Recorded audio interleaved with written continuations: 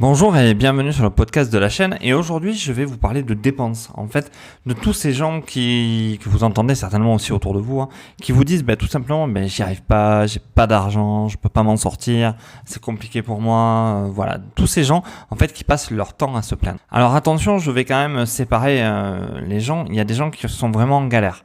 Je suis pas en train de dire que tous les gens qui ont de vraies souffrances, de vraies difficultés à s'en sortir, c'est leur faute. Parce qu'il y a des gens, ils sont pas équipés pour s'en sortir. Ils savent pas en fait qu'on peut créer des choses. Ils savent pas qu'il y a des possibilités. Ils sont pas bien entourés. Donc ça, il y a un moment donné, là où vous êtes né, là où vous vivez, ça peut être compliqué et c'est totalement compréhensible et acceptable. Mais maintenant, on va parler des gens qui vont vous dire non, mais moi, j'ai pas 1000 balles à mettre dans un business, tu comprends, c'est compliqué avec ma vie, c'est compliqué avec tout ça.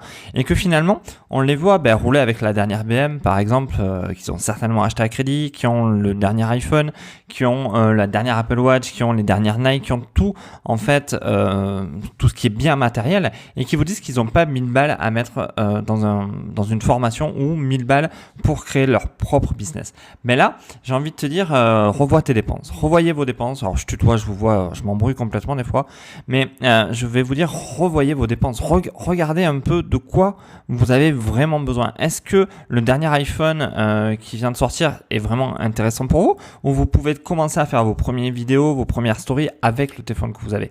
Parce que finalement, tout est là. Tout se résume dans qu'est-ce qu'on souhaite faire et là où on veut aller dans un premier temps.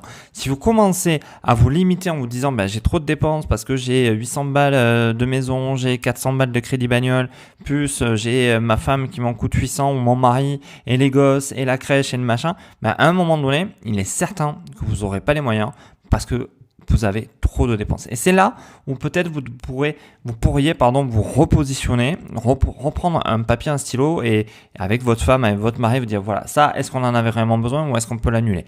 Est-ce qu'on peut faire autrement pour ça? Est-ce qu'on peut s'arranger pour ça? Et finalement, vous allez arriver à dégager un certain pécule financier tous les mois qui vont vous permettre de soit de vous former pour réaliser vos rêves ou autre, ou soit de commencer une petite entreprise toute simple sur internet ou autre pour lancer votre premier business. Ne serait-ce même que 100 balles pour créer un blog dans lequel vous allez faire de l'affiliation. Tout bêtement, ça prendra un peu de temps, c'est sûr, ça va pas être magique. Faut arrêter les sirènes à un moment donné. C'est pas quelque chose qui va vous ramener 18 millions demain matin, mais c'est quelque chose qui va peut-être vous ramener 200-300 euros de plus par mois et qui finalement vous permettra déjà d'obtenir de nouvelles choses et de pouvoir progresser.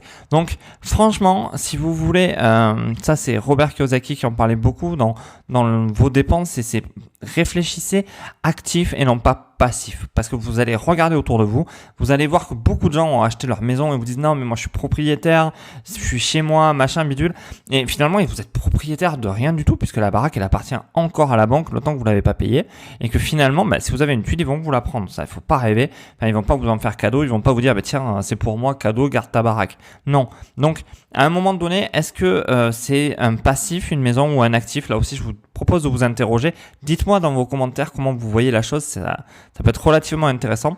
Je vous donnerai ma réponse aussi en commentaire si vous voulez.